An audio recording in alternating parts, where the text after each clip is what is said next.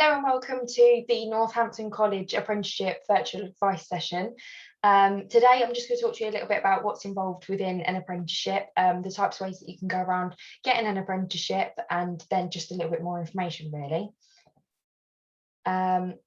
So to start with, an apprenticeship is an opportunity to earn while you learn. So it's full-time employment with also then college attendance. So that could be 1 day a week at college and then the rest of the time in full-time employment. It's for anybody who is 16 plus. There's no age limit on an apprenticeship, you just have to be 16. It is an alternative to sixth form further education or university. So if you don't want to go to college or go to sixth form, then it's sort of the great next option really. However, you can still progress on to higher education, whether that be university or a higher apprenticeship. There is still the opportunity for you to be able to progress from doing an apprenticeship. The entry requirements do vary with an apprenticeship, but English and Maths grade 4 or a C is preferred, but it's not essential with every apprenticeship that we offer, and it is more down to employer discretion. It's more down to what the employers would like you to have. At the moment at Northampton College, we offer apprenticeships in a wide range of areas. So we offer from business administration to motor vehicle, property maintenance, engineering, footwear. We really do offer a wide range. Also at the college, we're proud of some of the strong relationships that we have with our employers. So for example, Dr. Martins and Truck East, Cosworth, we work with some quite large employers. So if you did want to go into a company and work with a large employer, then we do have that availability. But also if you wanted to go and work for a smaller company as well, we do also work with some smaller companies if you didn't want to go into such a big company. Now I'm just going to play a video from one of our footwear apprentices, Eleanor, just so that she can tell you a little bit about her experience. Hi, my name is Anna Hills. I'm on the Footwear and Manufacturing Apprenticeship at Northampton College alongside working at Dr. Martins. My favourite thing about being at the college is the high level of teaching. Our lecturer has a really in-depth knowledge of the footwear industry, which really aids our learning alongside what we learn at Dr. Martins on the apprenticeship scheme. My plans for the future are to stay working at Dr. Martins within the factory and keep building my knowledge of the footwear industry. So that was really lovely to hear firsthand from one of our apprentices about her amazing experience that she's had at the college. So as I mentioned, an apprenticeship is an opportunity to earn while you learn. The apprenticeship minimum wage at the moment is £4.30. This does increase every year, but some of our employers do choose to pay more than that, but that could be, if you just bear in mind, that could be what you could be getting paid. So what's involved? An apprenticeship is broken down into skills, knowledge and behaviours. And these are things that you'll be assessed on from the very start of your apprenticeship and right the way through to the very end. Your assessor will come and visit you every 8 to 10 weeks, and they will be asking you what skills, knowledge and behaviours have you developed within the last time that they came to see you at work. What sort of things do you think that you've learned from the last time that they came to see you? And then also you'll have the attendance at college as well, whether that be once a week or once a month, depending on what course it is that you're doing, where you'll also be developing your skills, knowledge and behaviours. 20% off the job training is also included within your apprenticeship. So 20% of the time where you are doing your apprenticeship, you will be learning something maybe a little bit different about the business. So it might be that you go and work in a different department or just gain a little bit more knowledge of the business as a whole and not just your job role. Maths and English, as I mentioned, if you don't already have those, we can incorporate them into your apprenticeship as well.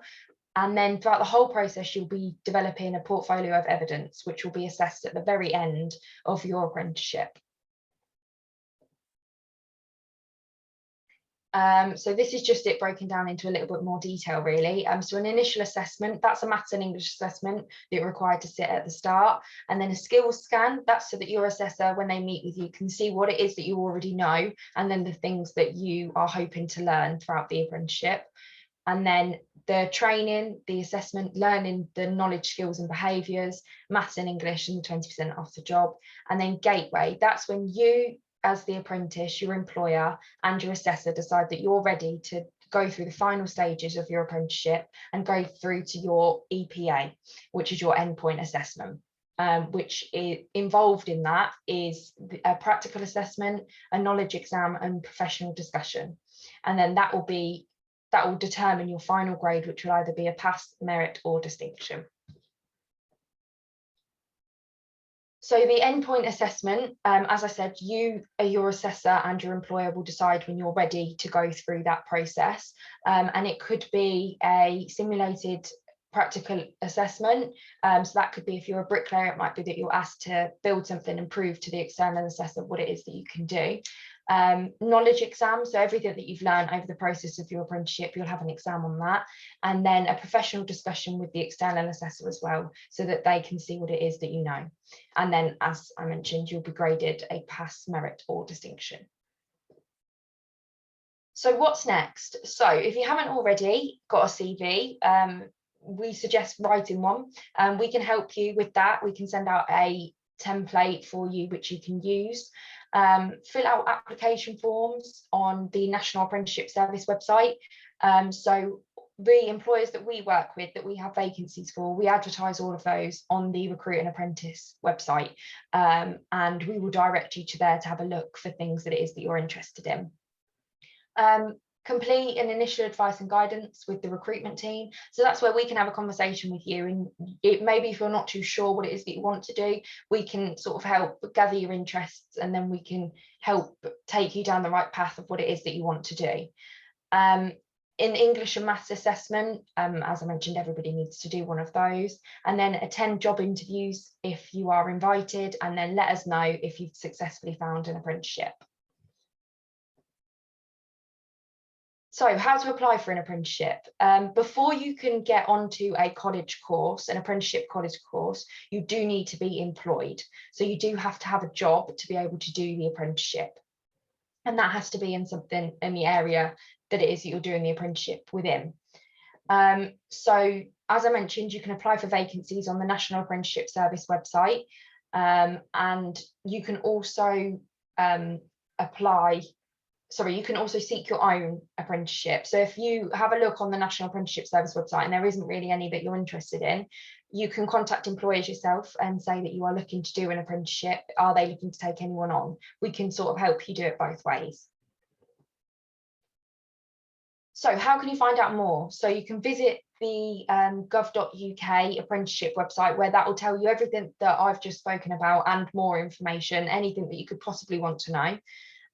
You can register your interest with the apprenticeship team by giving us a call or sending us your CV at that email address there, or alternatively, there's our website where you can send a web inquiry in, and a member of the team will contact you from there.